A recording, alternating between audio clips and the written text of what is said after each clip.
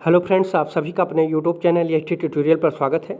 Friends, आज हम सब नागरिक शास्त्र सिविक्स जो टीजीटी पीजीटी में पूछा जाता है उससे संबंधित कुछ महत्वपूर्ण प्रश्नों पर चर्चा करेंगे। इसमें कुल 100 प्रश्न होंगे जो आपके आगामी एग्जाम के लिए काफ़ी हेल्पफुल साबित होंगे। फ्रेंड्स, अगर वीडियो अच्छा लगेगा तो चैनल को सब्सक्राइब और लाइक ज़रूर कीजिएगा। फ्रेंड्स, वीडियो को पूरा देखिएगा।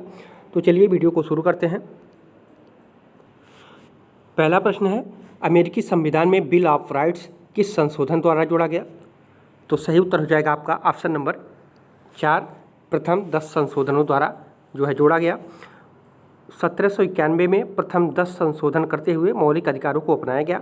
संविधान का 13वां, 14वां, 15वां जो संशोधन हुआ था वो मौलिक अधिकार से ही संबंधित था। दूसरा प्रश्न है, चीन ने स्वीकार किया है? तो सही उत्तर हो जाएगा आपका ऑप्शन नंबर 3, एक दलीय पद्धति। चीन में जो है एक दलीय पद्धति है, और अगर भारत में पूछेगा तो भारत में बहुदलीय पद्धति है और अमेरिका में 2 दलीय पद्धति है। ठीक है, तो तीनों पॉइंट्स को याद रखिएगा। चौथा प्रश्न है, उपलब्ध समय के अनुसार काम का विस्तार होता जाता है, यह कथन किसका है? तो सही उत्तर हो जाएगा आपका ऑप्शन नंबर 2, नॉर्थकोट पार्किंसन का। चौथा प्रश्न है, निम्न में से किस देश में नौकरशाही की शुरुआत लूट प्रथा के रूप में हुई? तो सही उत्तर हो जाएगा आपका ऑप्शन नंबर 2, अमेरिका में। पांचवा प्रश्न है, निम्न में से संविधान द्वारा क्या सुनिश्चित किया जाता है? तो सही उत्तर हो जाएगा आपका ऑप्शन नंबर 4, उपयुक्त सभी। ठीक है, कार्यपालिका की शक्तियाँ, शासक एवं शासित के बीच संबंध, सरकार की विभिन्न संस्थाओं के बीच संबंध, उनकी संरचना, ये जो है चारों सुनिश्चित किया जाता है। छठवां प्रश्न है, नौकरशाह की नियुक्ति का आधार है? तो सही उत्तर हो जाएगा आपका ऑप्शन नंबर 2, अस्थायी आधार। सातवां प्रश्न है, पोस्ट कार्य की अवधारणा किसने दिया था? तो सही उत्तर हो जाएगा आपका ऑप्शन नंबर ए, लूथर गुलिक ने। ठीक है, लूथर गुलिक ने प्रशासन की समस्याओं का उल्लेख जो है पोस्ट कार्य शब्द के रूप में किया है, जिसका अभिप्राय है जो पोस्ट कार्य होता है POSTCORB, ये पोस्ट कार्य होता है, जिसका अर्थ होता है P से होता है प्लानिंग, O से होता है ऑर्गेनाइजिंग, S से होता है स्टाफिंग, D से होता है डायरेक्टिंग, CO से होता है कोऑर्डिनेटिंग, R से होता है रिपोर्टिंग और B से होता है बजटिंग। ठीक है, तो इसको भी आप याद रखिएगा। आठवां प्रश्न है, भारत में यपलबी समिति की स्थापना हुई थी निम्नलिखित में से सुधार करने के लिए? तो किसके सुधार करने के लिए? तो सही उत्तर हो जाएगा आपका ऑप्शन नंबर 4, भारतीय प्रशासन के। भारतीय प्रशासन सुधार के लिए यपलबी समिति की जो है स्थापना 1952 में, ठीक है, किया गया था। नौवां प्रश्न है, भारत जैसे विकासशील समाज में लोक प्रशासन की प्रत्यक्ष भूमिका निम्नलिखित में से कौन सी है? तो सही उत्तर हो जाएगा आपका ऑप्शन नंबर 2, विधि और व्यवस्था। 10वां प्रश्न है, संयुक्त राष्ट्र संघ का प्रथम सेक्रेटरी जनरल कौन था? तो सही उत्तर हो जाएगा आपका ऑप्शन नंबर 4, ट्रिगवे ली। ठीक है, ये जो है नॉर्वे के थे और 1 फरवरी 1946 को इनको प्रथम सेक्रेटरी जनरल के रूप में नियुक्ति किया गया था। ठीक है, संयुक्त राष्ट्र संघ में। 11वां प्रश्न है, किस संशोधन द्वारा समाजवाद और धर्मनिरपेक्ष शब्दों को भारतीय संविधान की प्रस्तावना में जोड़ा गया था?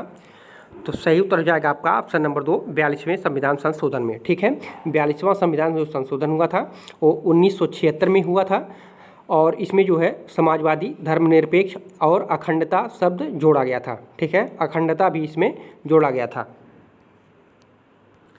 12वां प्रश्न है, भारतीय संसदीय शासन प्रणाली में मंत्रिमंडल किसके प्रति उत्तरदायी होता है?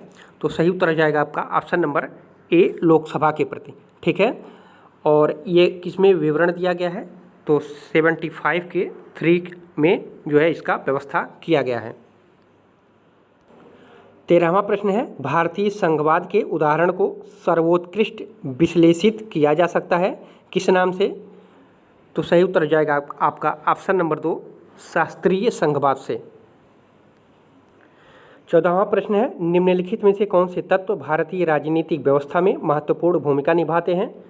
तो सही उत्तर हो जाएगा आपका ऑप्शन नंबर 1, जाति, क्षेत्र और धर्म।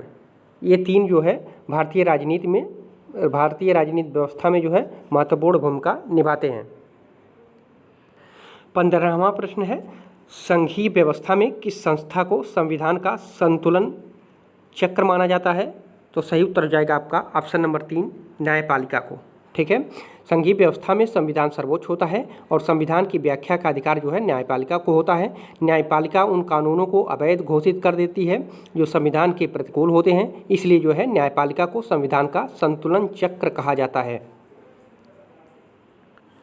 16वां प्रश्न है, दबाव समूहों का स्वभाव कैसा होता है? तो सही उत्तर हो जाएगा आपका ऑप्शन नंबर 4, अदृश्य सरकार के रूप में। ठीक है, ES फाइनर महोदय ने कहा है कि दबाव समूह को अदृश्य सरकार कहा है क्योंकि यह स्वयं चुनाव नहीं लड़ते बल्कि राजनीतिक दलों को जो है चुनाव में सहायता करके अपने हितों को साधते हैं। 17वां प्रश्न है, भारतीय संविधान में केंद्र राज्य प्रशासनिक संबंध निम्नलिखित में से किस अनुच्छेद में वर्णित है? तो सही उत्तर हो जाएगा आपका ऑप्शन नंबर 1, 256 से लेकर के 263 में, और भाग 2 में जो है संविधान भाग 2 में जो है इसका वर्णन किया गया है केंद्र राज्य प्रशासनिक संबंध का। 18वां प्रश्न है, निम्नलिखित युग्मों का सही मिलान कीजिए तथा सही कोड का जो है चयन करना है। तो जो गोलकनाथ केस था तो वो किससे संबंधित था? तो गोलकनाथ केस मौलिक अधिकार से संबंधित हो जाएगा। शमशेर सिंह केस जो था तो शमशेर सिंह केस जो है राष्ट्रपति के अधिकार से संबंधित था। ठीक है, और मिनर्वा मिल्स केस, तो मिनर्वा मिल्स केस जो था वो राज्य के नीति निर्देशक तत्व से था। ठीक है, और केशवानंद भारती केस जो था तो ये जो है आपका हो जाएगा, ये आधारभूत संरचना के सिद्धांत से संबंधित था। तो कौन सा इसमें कोड सही हो जा रहा है? ए का बी, उसके बाद जो है 2 का डी, यानी आपसे कोड नंबर 2 आपका सही हो जा रहा है। ठीक है, 19वां प्रश्न है, संसद में शून्यकाल का क्या अर्थ होता है? तो सही उत्तर हो जाएगा आपका ऑप्शन नंबर 1, प्रश्नकाल एवं अन्य कार्यों में प्रारंभ होने के समय के बीच की अवधि को जो है शून्यकाल कहा जाता है। ठीक है, संसद में शून्यकाल प्रश्नकाल के बाद 1 घंटे का होता है। यह प्रश्नकाल एवं अन्य कार्यों के बीच का समय है जिसमें मंत्रियों से बिना सूचना दिए सामाजिक विषयों पर प्रश्न पूछा जाता है। 20वां प्रश्न है, भारतीय संविधान का संरक्षक कौन है? तो सही उत्तर हो जाएगा आपका ऑप्शन नंबर 3, सर्वोच्च न्यायालय। ठीक है, सर्वोच्च न्यायालय जो होता है अनुच्छेद 32 के अंतर्गत संविधान के संरक्षण की भूमिका जो है अदा करता है, जिसके अंतर्गत वह 5 प्रकार के रिट जारी करता है, जिसमें बंदी प्रत्यक्षीकरण है, परमादेश है, प्रतिषेध है, उत्प्रेषण है एवं अधिकार परीक्षा सम्मिलित है। 21वां प्रश्न है, भारतीय संसद के 2 सत्रों में कितना अंतर होता है? तो सही उत्तर हो जाएगा आपका ऑप्शन नंबर 4, 6 माह का। ठीक है, और इसका वर्णन जो है 85 के 1 में किया गया है। ठीक है, 22वां प्रश्न है, भारतीय संविधान ने नागरिकों को कुल कितने मौलिक अधिकार प्रदान किए हैं? तो सही उत्तर हो जाएगा आपका ऑप्शन नंबर 1, 6 मौलिक अधिकार। 23वां प्रश्न है, बेल्जियम और हॉलैंड किन देशों के बीच मध्यवर्ती राज्य का कार्य करते थे? तो सही उत्तर हो जाएगा आपका ऑप्शन नंबर 1, फ्रांस और इंग्लैंड। 24वां प्रश्न है, भारत में विधायिका निम्न में से किस देश के नमूने पर निर्मित हुई है? तो सही उत्तर हो जाएगा आपका ऑप्शन नंबर 1, ब्रिटेन। ठीक है, भारत में ब्रिटेन की तरह संसदीय शासन प्रणाली अपनाई गई है, अतः यहाँ भी विधायिका के सदस्य कार्यपालिका के सदस्य होते हैं और सामूहिक उत्तरदायित्व को भी अपनाया गया है। कहाँ से? ब्रिटेन से। 25वां प्रश्न है, भारत का उपराष्ट्रपति अपने पद पर 5 वर्ष की अवधि तक बना रहता है, लेकिन वह अपने पद से इससे पहले भी त्यागपत्र दे सकता है जिसे वह संबोधित करेगा। तो किसको वो अपना त्यागपत्र देगा? तो सही उत्तर हो जाएगा आपका ऑप्शन नंबर 2, राष्ट्रपति को। 26वां प्रश्न है, एक देश तब गणतंत्र कहा जाता है जब वहाँ ऑप्शन नंबर 3 सही हो जाएगा, जब वहाँ जो है निर्वाचित राज्याध्यक्ष होता है। ठीक है, किसी देश को गणतंत्र तब कहा जाता है जब वहाँ का राज्याध्यक्ष अर्थात प्रधानमंत्री जनता द्वारा या अप्रत्यक्ष निर्वाचित होता है। ठीक है, भारत में जो है राष्ट्रपति का निर्वाचन प्रत्यक्ष होता है, अतः यहाँ पे जो है गणतंत्रात्मक शासन प्रणाली है। 27वां प्रश्न है, वैधानिक अधिकारों को पीछे कौन सी शक्ति है? तो सही उत्तर हो जाएगा आपका ऑप्शन नंबर 1 कानून की शक्ति। 28वां प्रश्न है, प्राकृतिक अधिकारों का सिद्धांत एक भाग है, तो किसका भाग है? ऑप्शन नंबर 4 हो जाएगा, सामाजिक समझौता सिद्धांत का एक भाग है। ठीक है, हाब्स लाक रूसो सामाजिक समझौता के सिद्धांत से संबंधित हैं, जिन्होंने जो है प्राकृतिक अवस्था में प्राकृतिक अधिकारों का वर्णन किया है। लाक ने 3 प्राकृतिक अधिकारों का वर्णन किया है, जिसमें जो है जीवन, स्वतंत्रता और संपत्ति जो है सम्मिलित है। 29वां प्रश्न है, भारतीय संविधान का प्रारूप समिति का सभापति कौन था? तो सही उत्तर हो जाएगा आपका option number 2 doctor Bhimrao Ambedkar थे। ठीक है, प्रारूप समिति जो था उसका गठन जो है 19 अगस्त 1947 को हुआ था। 30वां प्रश्न है, भारतीय संसद निर्मित होती है तो किसके द्वारा? तो सही उत्तर हो जाएगा आपका ऑप्शन नंबर 1 राष्ट्रपति, राज्यसभा एवं लोकसभा के द्वारा। 31वां प्रश्न है, भारत में निर्वाचन परिणाम की घोषणा के कितने दिन पश्चात एवं उम्मीदवार को अपना निर्वाचन व्यय संबंधित अधिकारी को सौंप देना चाहिए? तो सही उत्तर हो जाएगा आपका ऑप्शन नंबर 2 30 दिन। 32वां प्रश्न है, अंतर्राष्ट्रीय न्यायालय में कितने न्यायाधीश होते हैं? तो सही उत्तर हो जाएगा आपका ऑप्शन नंबर 4 15 न्यायाधीश। 33वां प्रश्न है, भारतीय नागरिक को मौलिक कर्तव्य संविधान के भाग में निहित किया गया है, तो किस भाग में इसको रखा गया है मौलिक कर्तव्य को? तो सही उत्तर हो जाएगा आपका ऑप्शन नंबर 4 भारत के संविधान 4A में। ठीक है, संविधान के 42वें संशोधन द्वारा जो है भाग 4 के अ में और अनुच्छेद 51 क में, ठीक है, ये जो मौलिक कर्तव्य जोड़ा गया है तो ये 51 को क में जोड़ा गया है। ठीक है, और संविधान के भाग 4 के अ में है मौलिक कर्तव्य। 34वां प्रश्न है, संवैधानिक उपचारों का अधिकार भारतीय संविधान के किस अनुच्छेद में दिया गया है? तो सही उत्तर हो जाएगा आपका ऑप्शन नंबर 32 अनुच्छेद 32 में संवैधानिक उपचारों का अधिकार का वर्णन किया गया है।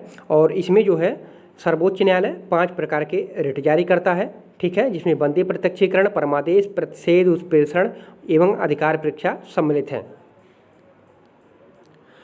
35वां प्रश्न है, भारत में न्यायिक सक्रियता संबंधित है तो किससे संबंधित है? तो ऑप्शन नंबर 4 आपका सही हो जाएगा, जनहित विवाद से। 36वां प्रश्न है, निम्नांकित में से कौन सा तत्व राजनीतिक दलों का नहीं है? तो सही उत्तर हो जाएगा आपका ऑप्शन नंबर 2 मौलिक सिद्धांतों से असहमति जो है ये राजनीतिक दलों का जो है सिद्धांत नहीं है। 37वां प्रश्न है, राष्ट्रपति अपना त्यागपत्र निम्नलिखित में से किसे संबोधित कर दे सकता है? तो सही उत्तर हो जाएगा आपका ऑप्शन नंबर 1 उपराष्ट्रपति को।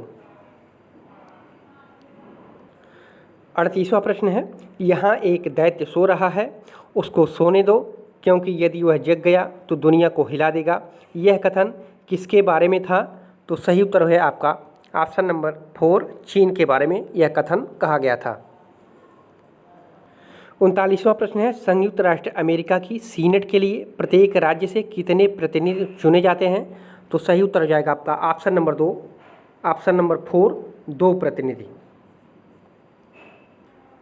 40वां प्रश्न है, तटस्थता राज्यों की वह अवस्था है जिसमें युद्ध के समय वे इस संघर्ष में भाग नहीं लेते और दोनों युद्धरत पक्षों में अपना शांतिपूर्ण संपर्क बनाए रखते हैं। यह कथन निम्नलिखित में से किसका है? तो सही उत्तर हो जाएगा आपका ऑप्शन नंबर 4 लॉरेंस का। 41वां प्रश्न है, असंलग्न राष्ट्रों का प्रथम सम्मेलन कहाँ पे हुआ था? तो सही उत्तर हो जाएगा आपका ऑप्शन नंबर 2 बेलग्रेड यूगोस्लाविया में। ठीक है, और ये कब हुआ था? तो ये 1961 में हुआ था। ठीक है। इसको जो है गुट निरपेक्ष देशों का शिखर सम्मेलन भी कहा जाता है, ठीक है। तो नई दिल्ली में जो हुआ था 1983 में हुआ था नई दिल्ली में, और ये 7वां शिखर सम्मेलन हुआ था जो भारत में हुआ था, ठीक है। 42वां प्रश्न है, सन 1967 में जब एशियान संगठन बना तब उसका उद्देश्य क्या था? तो सही उत्तर हो जाएगा आपका ऑप्शन नंबर ए, सदस्य राष्ट्रों के मध्य परस्पर आर्थिक सहयोग करना। 43वां नंबर है, संयुक्त राष्ट्र संघ की सामान्य सभा में के सेक्रेटरी जनरल कौन है? तो ये उस समय का था, तो वर्तमान में अगर देखा जाए तो वर्तमान में मारिया फर्नांडा, ठीक है, मारिया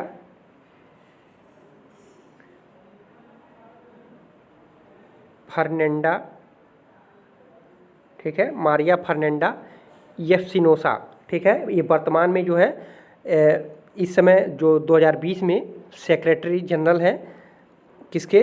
संयुक्त राष्ट्र संघ के सामान्य सभा का, ठीक है। तो मारिया फर्नांडा है, ठीक है। तो ये उस समय का प्रश्न था। तो उस समय जो थे जो है तो यासर अराफात थे, लेकिन ये बहुत पहले का प्रीवियस ईयर पेपर है। तो वर्तमान में अगर पूछेगा तो मारिया फर्नांडा येफसिनोसा जो है वर्तमान समय में हैं।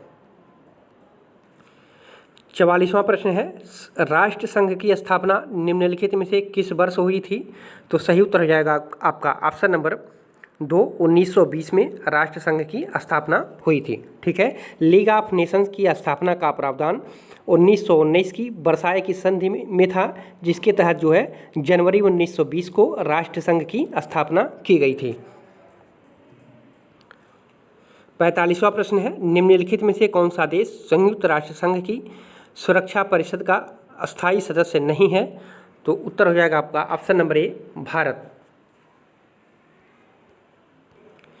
46वां प्रश्न है, भारतीय विदेश नीति आधारित है? तो सही उत्तर हो जाएगा आपका ऑप्शन नंबर 2, असंलग्नता पर, ठीक है, असंलग्नता पर। 47वां प्रश्न है, ओ और यम संबंधित है? तो ये किससे संबंधित है? तो सही उत्तर हो जाएगा आपका संगठन और पद्धति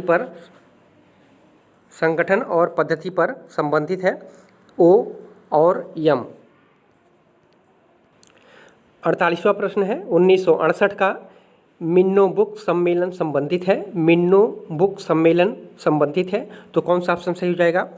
तो ऑप्शन नंबर 2 जो है नवीन लोक प्रशासन से ये संबंधित है। नवीन लोक प्रशासन के संबंध में 1968 का मिन्नो ब्रुक सम्मेलन हुआ था, और 1967 के हनी रिपोर्ट में भी नवीन लोक प्रशासन को जो है मान्यता प्रदान की गई थी, ठीक है। तो 2 हैं इसमें, एक 1968 में हुआ था और एक 1967 में भी हुआ था।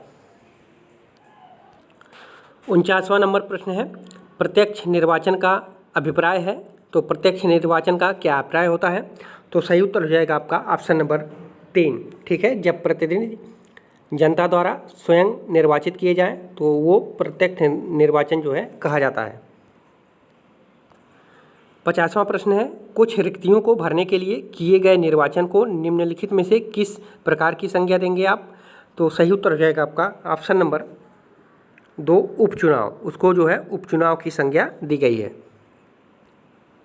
51वां प्रश्न है, किसने कहा अस्पृश्यता हिंदू समाज पर एक कलंक है? तो सही उत्तर हो जाएगा आपका ऑप्शन नंबर 4, मोहनदास करमचंद गांधी जी ने। 52वां प्रश्न है, नेहरू समर्थक थे? तो सही उत्तर हो जाएगा आपका ऑप्शन नंबर 3, गणतांत्रिक समाजवाद के, ठीक है। और नेहरू जी ने कहा भी था कि हम जो है गणतांत्रिक समाजवाद में विश्वास करते हैं, राजाओं महाराजाओं में ऐसी शासन व्यवस्था में हम बिलीव नहीं करते हैं। 53 नंबर प्रश्न है, ग्लिम्पसेज ऑफ वर्ल्ड हिस्ट्री पुस्तक किसने लिखी थी? तो सही उत्तर हो जाएगा आपका ऑप्शन नंबर 3, पंडित जवाहरलाल नेहरू ने। 54वां नंबर प्रश्न है, संपूर्ण क्रांति का नारा किसने दिया था? तो सही उत्तर हो जाएगा आपका ऑप्शन नंबर 3, जयप्रकाश नारायण ने, ठीक है। संपूर्ण क्रांति का नारा दिया था 1973 में, ठीक है। संपूर्ण क्रांति जो थी ये सामाजिक, आर्थिक, राजनीतिक, सांस्कृतिक, वैचारिक, शैक्षणिक एवं जो है आध्यात्मिक क्रांति के क्षेत्र में ये 7 थे। ठीक है, 7 प्रकार का, इसमें 7 प्रकार के क्रांतियों को जो है सम्मिश्रण करके जो है संपूर्ण क्रांति का नारा जयप्रकाश नारायण ने 1973 में दिया था। 55 नंबर प्रश्न है, 1932 के पूना समझौता से कौन लोग संबंधित थे? तो सही उत्तर हो जाएगा आपका option number A, Mahatma Gandhi और भीमराव अंबेडकर। ठीक है। 56 नंबर प्रश्न है, गांधी ने 1930 से 32 के मध्य गोलमेज सम्मेलनों में से किसमें भाग लिया था? तो सही उत्तर हो जाएगा आपका ऑप्शन नंबर 2, दूसरे में। ठीक है, महात्मा गांधी जो है द्वितीय गोलमेज सम्मेलनों में राजपूताना जहाँ से जो है लंदन गए थे, लेकिन वहाँ से वो खाली हाथ आए थे। 57 नंबर प्रश्न है, नीचे दिए गए कोड की सहायता से लाक के सामाजिक अनुबंधन का सही क्रम चुनिए। तो जो लाक का सामाजिक अनुबंधन था उसका सही क्रम था, पहले उन्होंने प्राकृतिक अवस्था को चुना था, फिर दूसरे नंबर पर सामाजिक अनुबंधन था। ठीक है, तीसरे नंबर पे नागरिक समाज था, चौथे नंबर पे आपका सरकार था। तो इसमें से कौन सा कोड सही हो जा रहा है? तो ऑप्शन नंबर आपका 2 सही हो जाएगा। ठीक है, पहला प्राकृतिक अवस्था, दूसरा सामाजिक अनुबंधन और तीसरा जो था नागरिक समाज था और चौथा जो था वो सरकार था। 58 नंबर प्रश्न है, भारतीय न्याय प्रणाली आधारित है? तो सही उत्तर हो जाएगा आपका ऑप्शन नंबर 2, अमेरिका की प्रणाली पर। भारतीय जो न्याय प्रणाली आधारित है वो अमेरिका के प्रणाली पर आधारित है। 59वां प्रश्न है, किस देश की न्यायपालिका स्वतंत्र नहीं है? तो सही उत्तर हो जाएगा आपका ऑप्शन नंबर 3, रूस की। 60वां प्रश्न है, सामूहिक उत्तरदायित्व की विशेषता किस शासन पद्धति में पाई जाती है? तो सही उत्तर हो जाएगा आपका ऑप्शन नंबर ए, संसदीय में। ठीक है, संसद में जो है सामूहिक उत्तरदायित्व की विशेषता पाई जाती है। 61 नंबर प्रश्न है, प्रजातंत्र वह शासन पद्धति है जिसमें अंतिम शक्ति निवास करती है? तो अंतिम शक्ति किसमें निवास करती है? तो ऑप्शन नंबर 1 सही हो जाएगा, जनता में। 62 नंबर प्रश्न है, प्लेटो का जो न्याय सिद्धांत था वो किस पे आधारित था? तो सही उत्तर हो जाएगा आपका ऑप्शन नंबर 4, कार्य विशेषीकरण पर। जो प्लेटो का न्याय सिद्धांत दिया था वो कार्य विशेषीकरण पर आधारित था। 63 नंबर प्रश्न है, प्लेटो के साम्यवाद का सिद्धांत किस पे आधारित था? तो सही उत्तर हो जाएगा आपका ऑप्शन नंबर 3, संरक्षक व सैनिक वर्ग के लिए जो प्लेटो का साम्यवाद सिद्धांत था इसी पर आधारित था। प्लेटो द्वारा प्रतिपादित साम्यवादी व्यवस्था का संबंध केवल संरक्षक वर्ग, ठीक है, सैनिक वर्ग एवं शासक वर्ग के लिए है, उत्पादक वर्ग के लिए ये नहीं था। 64 नंबर प्रश्न है, किसने कहा मनुष्य स्वभाव से एक राजनीतिक प्राणी है? तो सही उत्तर हो जाएगा आपका ऑप्शन नंबर 1, रूसो।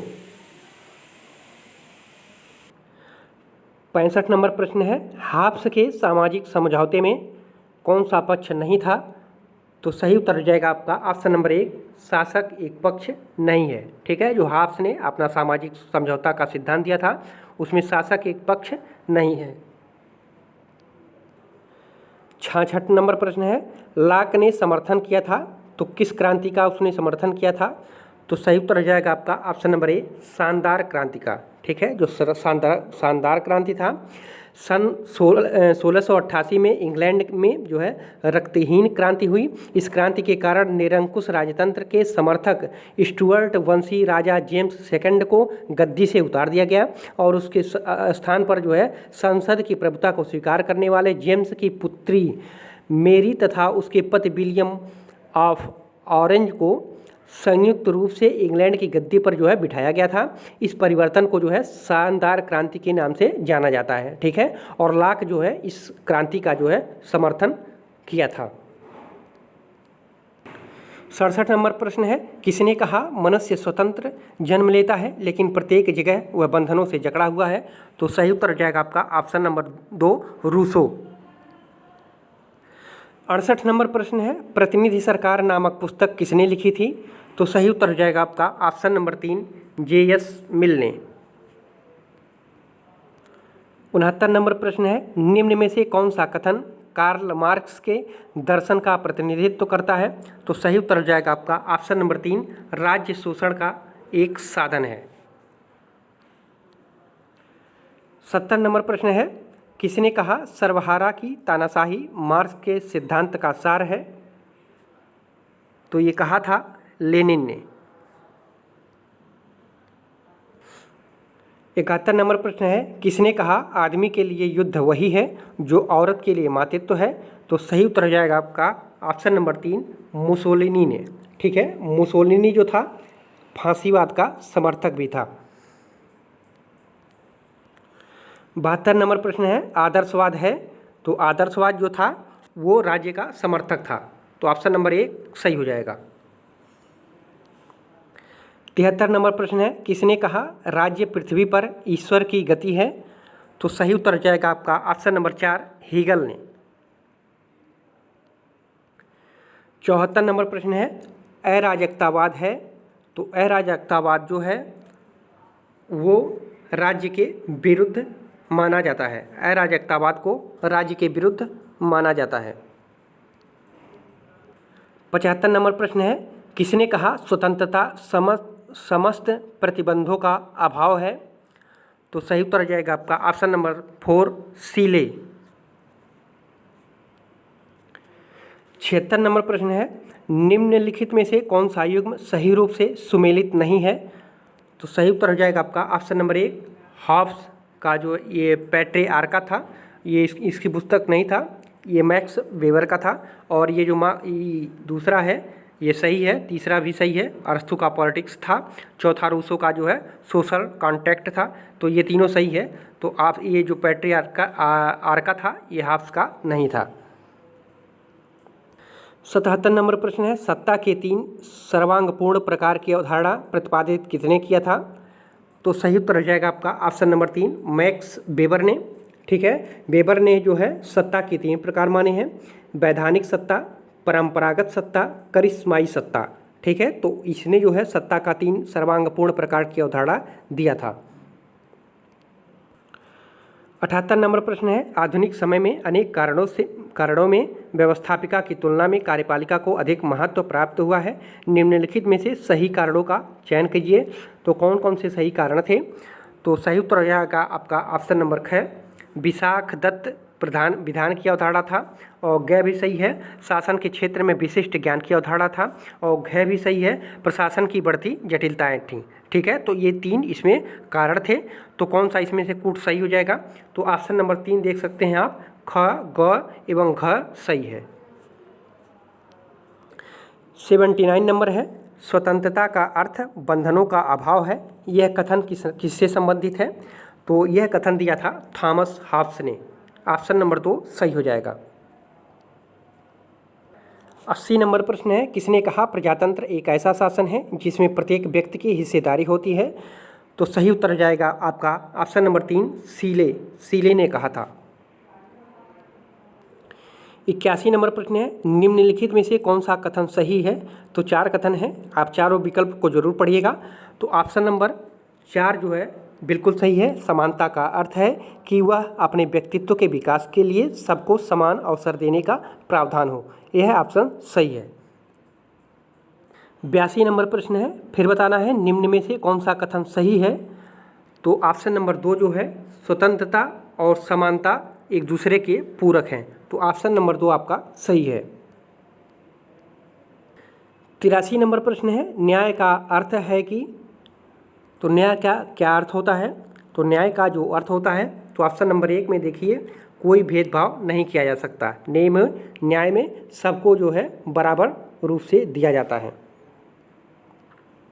84 नंबर प्रश्न है, उदारवाद शब्द की उत्पत्ति लिबर शब्द से है जो लिया गया है, तो ये किस भाषा से लिया गया है? तो ऑप्शन नंबर 2 आपका सही हो जाएगा, लैटिन भाषा से। 85 नंबर प्रश्न है, 1835 के अपने भाषण में किसने समाजवाद शब्द का बार बार प्रयोग किया था?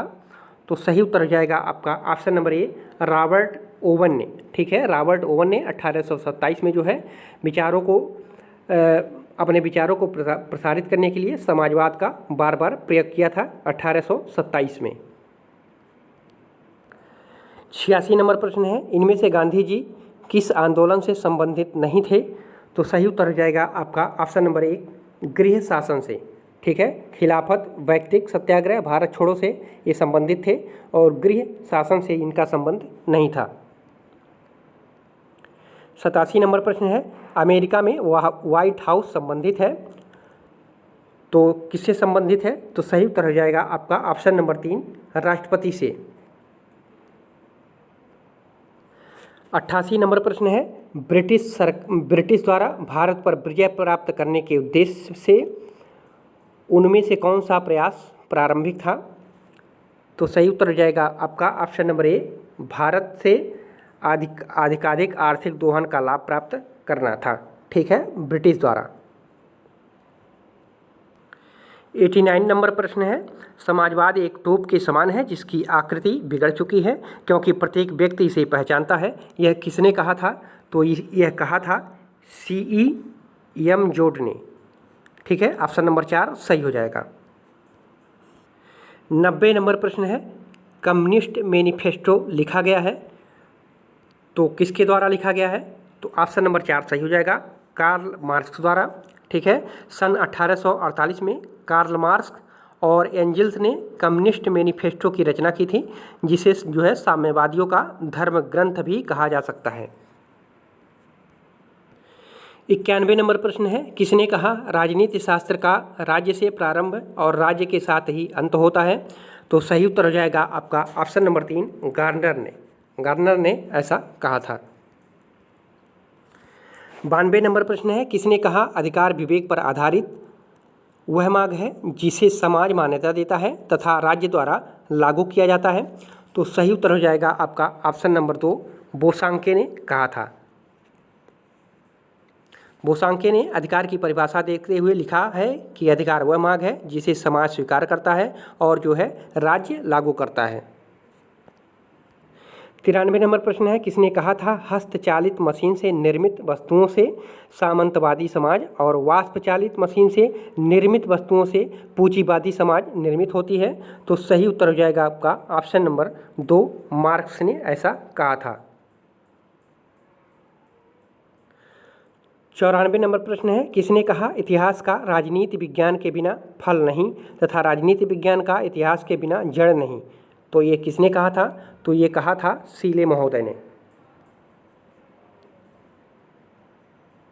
ऑप्शन नंबर 3 सही हो जाएगा। 95 नंबर प्रश्न है, किसने कहा राज्य का अधिकार शक्ति नहीं इच्छा है? तो ऑप्शन नंबर 3 आपका सही हो जाएगा, T.H. ग्रीन ने कहा था कि राज्य का अधिकार शक्ति नहीं बल्कि इच्छा है। 96 नंबर प्रश्न है, सामाजिक समझौता सिद्धांत वर्णन करता है? तो सही उत्तर हो जाएगा आपका ऑप्शन नंबर 3 राज्य की उत्पत्ति का वर्णन करता है सामाजिक समझौता सिद्धांत। ठीक है।